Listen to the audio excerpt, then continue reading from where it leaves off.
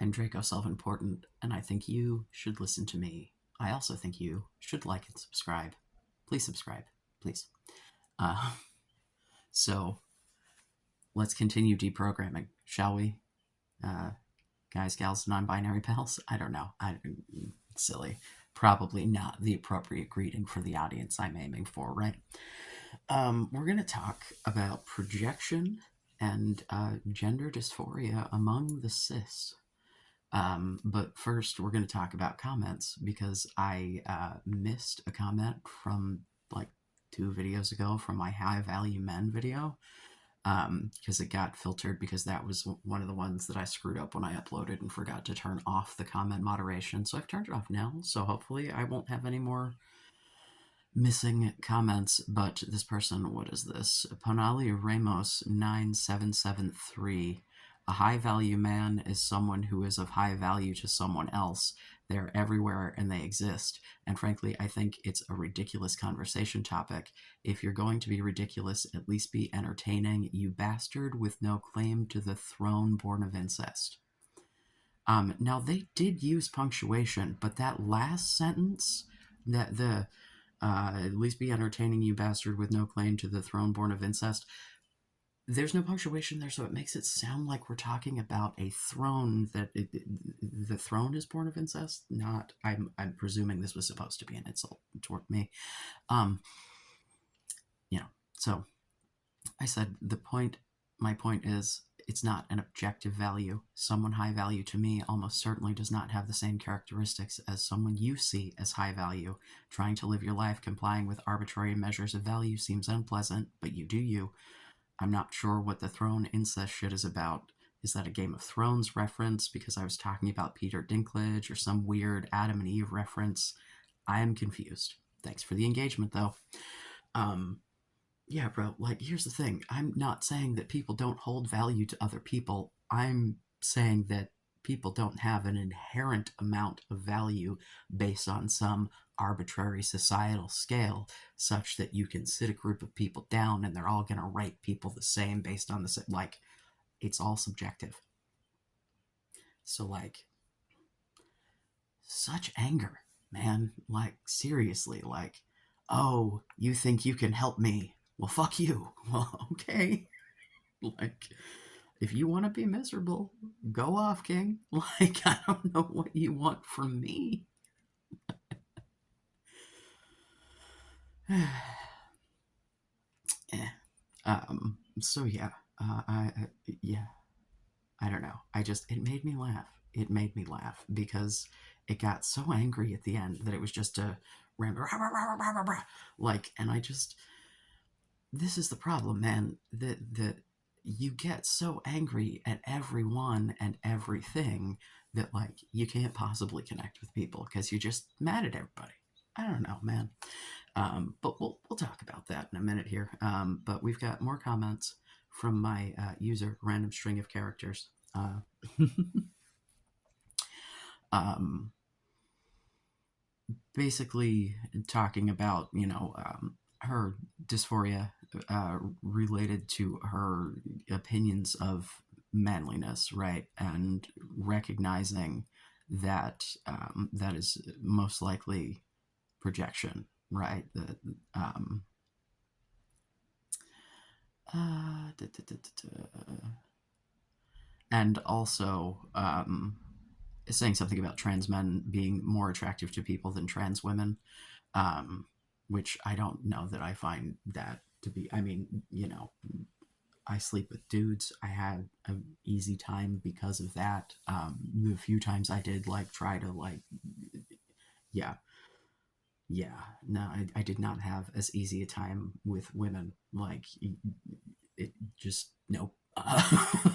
So like, um, again, that women in the society have to have the standards that they have for safety reasons, etc. Um, so like, I just generally, I don't know, and if that is the case, then the owner of a pussy, as it were, often has an advantage in the dating world. I don't know, especially if we're dealing with men. Um, but also she says that she thinks that everyone is attracted to femininity, and it's just differ on level of aversion to masculinity. Au contraire, my friend. Yeah, I think that, femininity is pretty. I like the aesthetic, sure, but that's like not really what I'm attracted to. Like, I tend to be attracted to women for things other than their nice boobies or whatever. Um, it's almost always a personality thing in that case, because like I am attracted to hairy, smelly, stinky men. Uh, Actually, my partner is the like legitimately at the sweatiest moments, no fucking body odor. It's kind of baffling, actually. Like it yeah, makes me feel a little self-conscious at times. I'm like, I smell like a hog, and you are just as sweaty as I am right now. What gives? But no, but like, like he's a big hairy bear. Like, that's I'm very much into that. So like, not that you as a trans woman want someone who is very much into that. Obviously, like my type is not the target demographic here. Um, but there are definitely, and the thing too, I have always enjoyed the mixing of things in partners, like as someone who is not like super fucking hardcore masculine, but also not super fucking hardcore feminine. I like a little. Although to be fair, my partner is very like, he was a jock in high school. He used to fight wildfires, like, but also he plays Magic and D&D. So I don't, just I like nerds. I don't, God, I feel like this lighting is making me look very yellow because the TV's got some sort of weird purple thing here. Hold on, can I kill that? Okay, I feel like that's better. I'm like, what is happening? The screensaver kicked on the TV in front of me, and it was like a purple nebula situation. I'm like, this is making me look weird. Uh, I digress. So, yeah, I think that really the thing that you got to remember when we're talking about attraction is that like you don't have to be attracted to you. Like, just simple as, like, you just have to accept that other people are, and that other people have tastes that is drastically different than yours, and not project your own, you know, sexual attraction or lack thereof onto other people. Um, Projection is a huge thing when you are insecure, right? Because you're beating yourself up all day. And then if you hear someone say something negative, you then filter that through this lens where you're putting all kinds of meaning onto it that may or may not have been there, you know? Um, and recognizing it is the first step to overcoming it, because if you realize that you're projecting your shit onto someone else and can go, wait a minute, I don't think they're thinking that, and then ask, right? Like, if you think you're being annoying to someone, for example, right? Like, that's a thing that I am um forever like thinking that I'm annoying the hell out of people that I'm spending time with, or like they're doing me a favor by spending time with me, like that kind of shit. um and so then if they're like slightly annoyed by something, I'm then like, oh well, clearly it's because I did this thing, or they don't want to be around me and that's why they're annoyed or whatever. But like, if I actually stop and go like, hey man, what was that about? And they tell me it's virtually never about me, I just happen to be there when the other annoying thing happened, you know what I mean? Like, not a particularly pertinent example, but it'll do for the moment.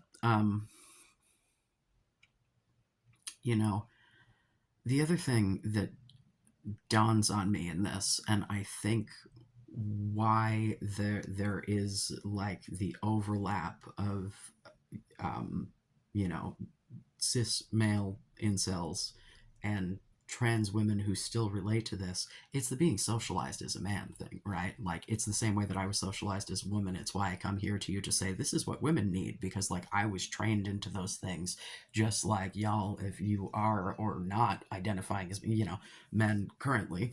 uh that's the fucking shit that you were raised into. That's how society saw you for a long time. That's like, it's definitely colors your perception of society.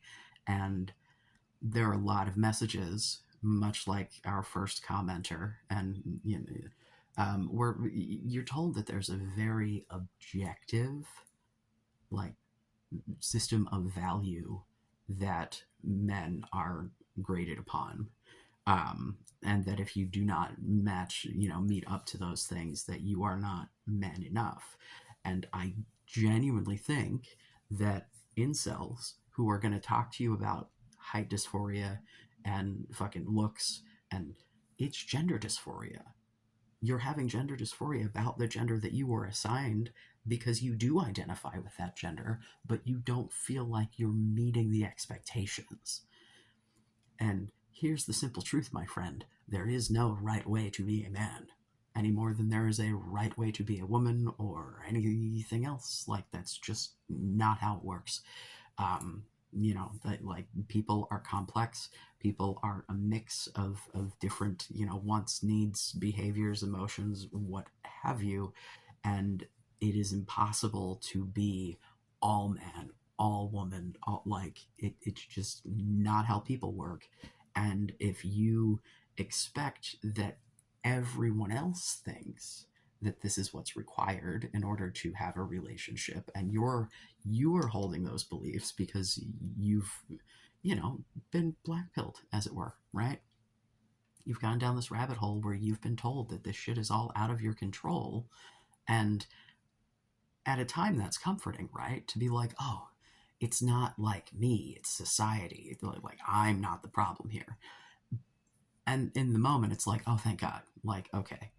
But then where do you go from there? You just be miserable till you're dead?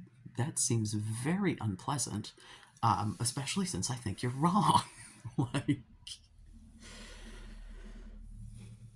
I highly recommend taking time to just sit down, if this is something that's important to you, right? If you want to build relationships with people, friendships or otherwise, to just sit down and think about any positive interactions that, like, stick out to you, right? Like, start with that. Like, I want you to do a post-mortem on your relationships. I highly recommend journaling. I recommend journaling in general because then, if you're really up in your feels and you write shit down and then you go back and look at it later when you are not as emotional, you can, like, often just see your shit laid out right in front of you. Because when you come back and look at it, you're like, oh, that doesn't make any sense. So I recommend just journaling in general. If you're having a feel, scribble some shit down. But if you've had relationships that, haven't worked out, but some parts of them were good, or even if they weren't, like, if you have relationships that you can do this with, right?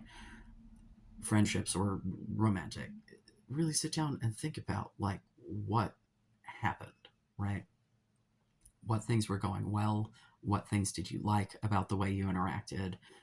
What got you into that relationship to begin with? But then, obviously, if that relationship is no more, what happened there, right?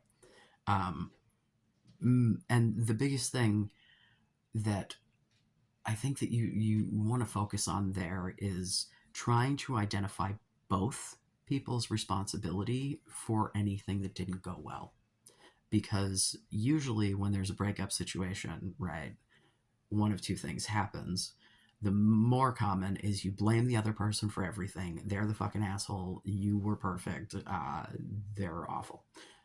Or you go, it was entirely me. I fucked up. I did everything wrong. And 90% of the time, at least, and that's a conservative, you both fucked up somewhere. There may be varying degrees, but you can almost always sit down and look at a situation and be like, yeah, well, you did this, and then I did this, and then you did this, and it's, unless you're in a situation that is, like, abusive, it's very rare that it's, like, all that person's fault. And even in situations of abuse, you end up with like reactionary abuses of things, and then you both end up being assholes to each other, and it's just really awful. Um, but identifying any pitfalls that you may have already come across and being able to learn lessons from your own experience, great. Um, Genuinely, if you would like to have me like look at this shit, like if you have a situation that you're like, okay, I really legitimately don't know, you know, um I have contact info in my about. I will keep anonymous as necessary, and I mean, quite frankly, if you want to just ask me on the back end and be like, don't put it on a video, like, that's chill.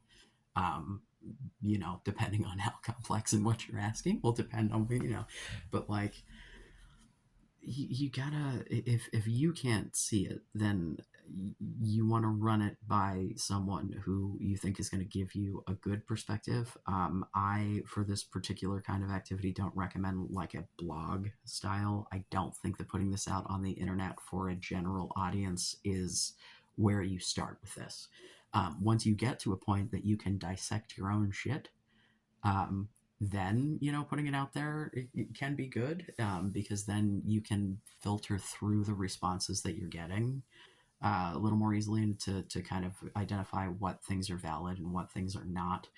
um, the biggest thing is like, projection is an absorption of bullshit and then sending it back out, because it's you taking on all of the negative shit that you're getting from the outside, owning it, reinforcing it in your own head, and then assuming that's how everyone else thinks, feels, and believes as well, and projecting those feelings onto them. And but they don't. Like, the reason that you see all the negative fucking incel talk online is because of the anger and the misogyny. No one likes that. Like, it's a self-fulfilling prophecy. You're like, oh, fuck women. Well, yeah, fuck. Yes, they don't want to be around you when you behave like that. Like, that's not, like, no one does. That's not fun. um like, if you don't find yourself to be pleasant company, you know, you're the only one who can change that. Like, other people can't do that for you. And if you would like to be pleasant company for someone and experience someone else's company, you're going to need to, accept that people might like you, and like, think about what things people have liked about you. I mean, you know, I understand that we are very much in a different landscape as far as interpersonal relationships, like post pandemic, and with social media being like everywhere all the time. um and it's always changing as well. Like, think of how important Twitter was a couple of years ago, and now think of how no one in their right mind uses the shit unless you're looking for porn. Because if you're not looking for porn, you're still gonna see it in every fucking reply. It's a sea of assholes. So like literal photographs of assholes. Like, it just cheek spread everywhere. And that's like, that was not the case. It used to be like a place that you could really like keep track of politics and news and shit. Like, it's not what I did. I've never been a Twitter boy myself, but the media I consumed, people got their shit right. Like, I'm a Vashite, I'll admit it. Dude, um, depending on your living situation with this journaling thing, right? And depending on who you live with, you are going to want to make the determination if you are going to want to bury this thing super, super deep and never let anyone know that it exists, or if you're going to want to say, this is my fucking journal, leave it alone. Depending on, obviously, if you live by yourself, then I think you're probably solid, unless like your dog's going to come read it or some shit. Um, you know, I like a physically written fucking journal. Obviously, you can type notes on your phone. You can, oh my God, they're like journaling apps. Because I'm a giant fucking nerd, I have a journaling app that is like a little girl unicorn journal. Because I like things that are sparkly and pink. I'm so fucking masculine, right? Um, yeah. So, it doesn't have to be anything in particular. It could be a goddamn composition notebook from the dollar store. Like, just something so that you can get everything down in front of you and review it and go back and break it down and understand what things were good, what things weren't good, and try to figure out the why. Um, you know, this is kind of hard to talk about in vagaries. If at any point, anyone would like to share a specific, I will gladly break it down as example. Um, as far as like my relationships go, if you want to, see me break shit down about my shit, the that time I accidentally married a woman video. I've got it in. I originally uploaded it as a series because I was having like phone camera whatever issues, but I re-uploaded it all together, so you can find that. My unbreakup series. Uh, that's me working through relationship shit. Like I am definitely a person who is an absolute navel gazer. I am in my own head constantly, and that is not necessarily what I am recommending, but I do think that spending some time purposefully being in your own head is helpful. Um, it's like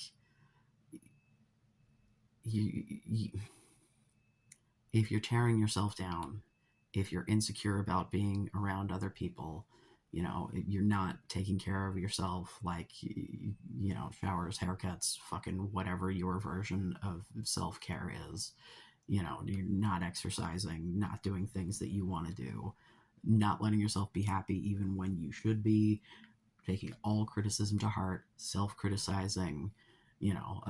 You're isolating yourself because you're afraid of that rejection, and that fear of rejection makes you project that fear of rejection, makes you, and like, are you really being you when you're with these people that you're trying to have relationships with, or are you trying to be who they think you want them to be? Because you you need to be the most authentic version of yourself in order to have real authentic relationships. Like, the you behind closed doors and the you with your prospective partner should be the same person. Like, I'm not saying don't have private thoughts, um, and, but like, it's a common trope that people describe, and I describe, feeling like my partner is my home, right? Like, they're other people to me as, someone with a relatively limited social battery, feel like work. Like, even my friends, like, it there's effort that goes into spending time with people.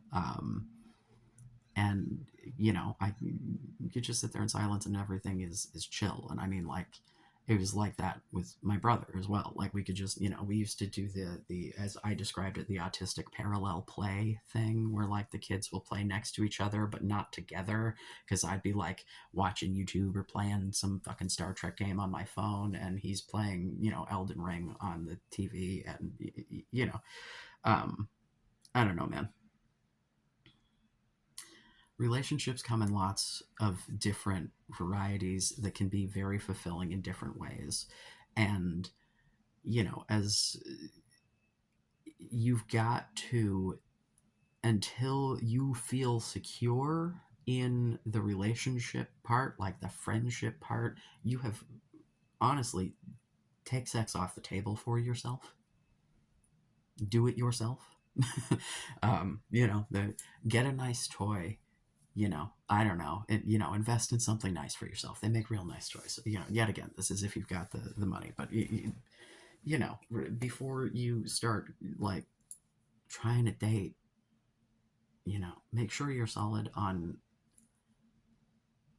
the personal connections, right? Also, just as a general, when you take sex off the table, it often shows up on your front door. um, and I mean genuinely, not like play, like really just be like, no, this is not a thing that I'm going for, like, because it sounds so fucking cliched, But when you're not looking is when you find it, because when you're not looking and when you really are like, this is not what I'm going for, you're not projecting, oh my God, all I want to do is get laid. Like, if you really earnestly go into a friendship with anyone, but especially with someone that you are attracted to, but you aren't going into that friendship with like the, oh boy, oh boy, oh boy, I might get laid, oh boy, if I become friends with her, oh boy. Yeah.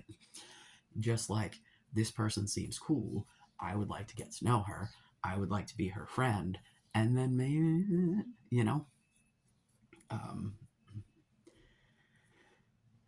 I was like, just did, trolling the internet, as it were. And there was this dude who was talking about how, like, he was, had female friends and was good to them, and but they always went for the bad boys, and blah, blah, blah.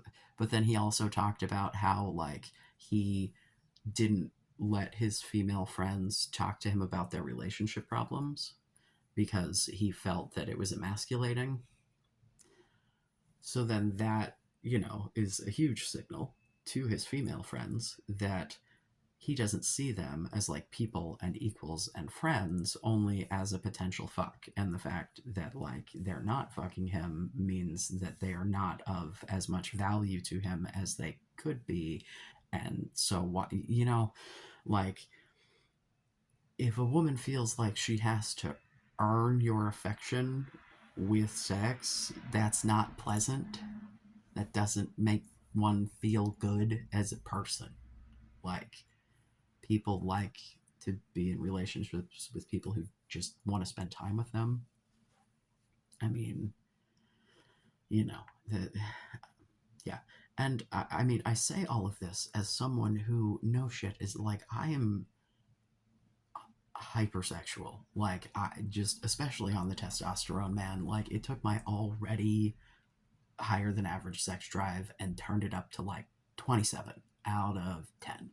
Uh, like, it's so, you know, I'm saying this as someone for whom this is very important, that did it in order to get to where I sit before you, in a situation where like because I didn't go the incel route. I went the codependent route of the first fucking person that said that they would be in a relationship with me. I glommed onto them and did not let go until shit blew up catastrophically, no matter how abusive, toxic, or shitty the things got. Welcome to all 3 of my marriages and why I've been divorced 3 times. Like, it took, me hitting rock bottom, essentially. And like building up, I mean, I tried to off myself, for God's sake. Like, that was how my last marriage ended, because like, she wouldn't leave and I felt like I had nowhere to go because I was the one with the kids, and yeah, and so I was just, my little head exploded. And but in the process of that, as someone who was like, went from being happily married, in that I was getting frequently laid. Like, never in my relationships, except the first marriage, and that was. But like, the sex was never the issue in the relationships until there was a trust issue. Like, um, so like, the my complete ignoring of horrifying behavior in order to maintain these relationships, and my equally toxic behavior back because I was clingy and weird and jealous, and it's not good and it's not cute, and I would like for you to not have to deal with that if you haven't already, and to be able to have like nice healthy connections with people. So yeah, I think that recognizing that there is some genuine dysphoria there, because society has really like stringent views in lots of ways on what is and isn't masculine. It's where that whole toxic masculinity thing comes in. It's not that masculinity is toxic, it's that the kind of masculinity that makes you think that you are literally too short to get laid is toxic to you and everyone else. It's not good for anybody. Masculinity does not have to be toxic. You can be the protector, you can be the caretaker, you can be the provider, you can be all of those masculine things and not be a complete fucking shithead. Like, it again, if I genuinely thought that this was some sort of hopeless cause, just a bunch of assholes, I would not be here. But what I'm seeing are a bunch of people who need to get out of their own heads and realize that other people don't think the way that they do. And that's a blessing, because that means other people don't hate you as much as you hate you. And acting like a complete tool so that you're giving people a reason to hate you might make you feel better in the moment, but is it really making you happy in the long run to not be willing to put the work in to like foster good relationships? Yeah, there are a lot of people out there who are genuinely just assholes. There are people who are going to be discriminatory. If you are, like myself, a neurodivergent person that people think is weird or whatever, yeah, not everyone, like, yes, it is harder for some of us than others, but it is absolutely not impossible. I, like, genuinely, like, unless you're a fucking, like, unapologetic sociopath, I don't know, unless you're like serial killer material, I think you probably deserve to have some friends and maybe even to get laid. So, like, you know maybe treat yourself that way. I would love to know if anyone actually does a post-mortem on any relationship, if you come up with anything, if you come up with like, okay, but what was I supposed to do about this? Would love that. um Also, tell me I'm an idiot and that I don't know what I'm talking about. That's fine too. Uh, but I don't know, man. I'm a hopeful boy. At any rate, I love you. Be safe. Make good choices.